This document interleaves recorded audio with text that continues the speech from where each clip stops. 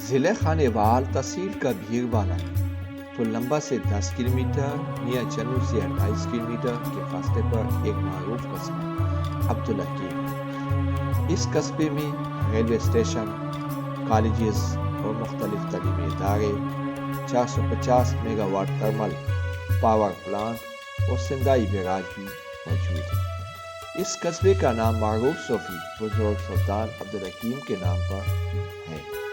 ہر سال 21 سے 23 جون کو عبدالحکیم میں میلہ لگتا ہے، جس میں لوگ بڑے شوق و ذوق سے شرکت کرتے ہیں۔ سلطان عبدالحکیم کی پیدائش 24 اگست 1664 میں کروڑ لال کسن ضلع لیا کے مقام پر ہوئی۔ آپ کے والد ماجد کا نام میاں غلام علی اور والدہ ماجدہ کا نام بی بی فاطمہ تھا۔ آپ نے مکتب درگاہ حضرت بابا پیر سلطان کروڑی میں 8 سال کی عمر میں قرآن مجید حفظ کیا اور دین مبین کی ابتدائی تعلیم جامعہ کولمبیا سے حاصل کی۔ آپ نے مزید تعلیم کے لیے والدین سے دہلی جانے کی اجازت مانگی، کیونکہ اس دور میں دہلی علوم اسلامیہ کا مرکز تھا۔ اس زمانے میں دہلی کا سفر آسان نہیں تھا۔ آپ کو راستے میں ہزاروں تکلیفوں اور خطرات سے دوچار ہونا پڑا۔ آپ جنگلوں اور کئی دنوں کی بھوک برداشت کرتے ہوئے دہلی پہنچے۔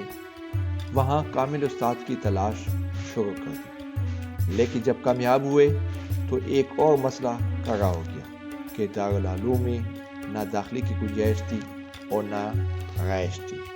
استاد نے بھی صاف جواب دیا، لیکن جب آپ نے ان کے سامنے اصول علم کے لیے طویل سفر، مسافت اور صحبتوں کا ذکر کیا تو استاد نے کہا کہ میرے پاس وقت نہیں۔ ہاں، جب میں قضائے حاجت کی خاطر باہر جاؤں تو میرے ساتھ پوزا اٹھا کر چلے، سبق لیا کریں اور واپسی پر سنا دیا کریں۔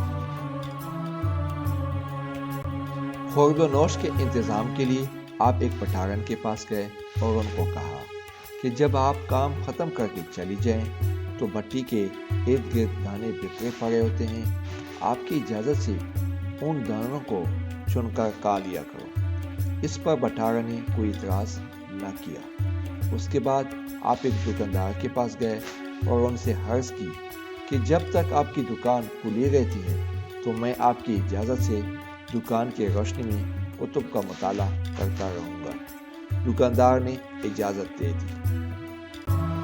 ایک مرتبہ بادشاہ رات کے وقت دیوان خاص سے زنانہ محلات کی طرف جا رہا تھا۔ خدائم مشنیں لیے امراض تھے جن کی روشنی بہت زیادہ تھی۔ آپ نے بھی کتاب کھول کر مطالعے میں مشغول ہو کر روشنی کے ساتھ ساتھ چلتے رہے، حتیٰ کہ شاہی محل جا پہنچے۔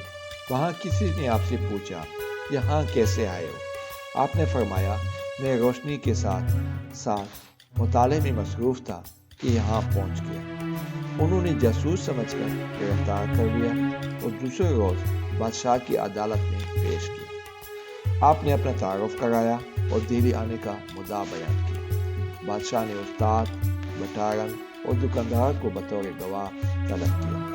آپ کے استاد نے گواہی دی کہ آپ شغل علم میں اس قدر سرشار ہیں کہ دوسرے کسی کام سے اسے کوئی دلچسپی نہیں ہے۔ اس کی چال چلن سے معلوم ہوتا ہے کہ یہ کوئی مادرزاد ولی ہے۔ بٹھارن نے کہا کہ یہ میری اجازت سے بٹی پر گرے ہوئے دانے چن کر کھا لیتا ہے۔ اگر میری بٹی پر خواتین موجود ہوں تو یہ ان کی طرف بالکل نہیں دیکھتا۔ دکاندار نے بھی گواہی دی کہ جس دن سے یہ میری دکان پر مطالعے کے لیے آیا ہے اس روز سے میرے کاروبار میں اضافہ ہوا۔ جب بادشاہ نے تینوں گواہوں کی بات سنی تو انہوں نے آپ کے استاد کو حکم دیا کہ اس طالب علم کو خصوصی وقت دیا کرے۔ کھانے کا انتظام شاہی لنگر سے کر دیا گیا، جبکہ رہائش کے لیے مکان اور دیگر ضروریات کا بھی اہتمام کر دیا گیا۔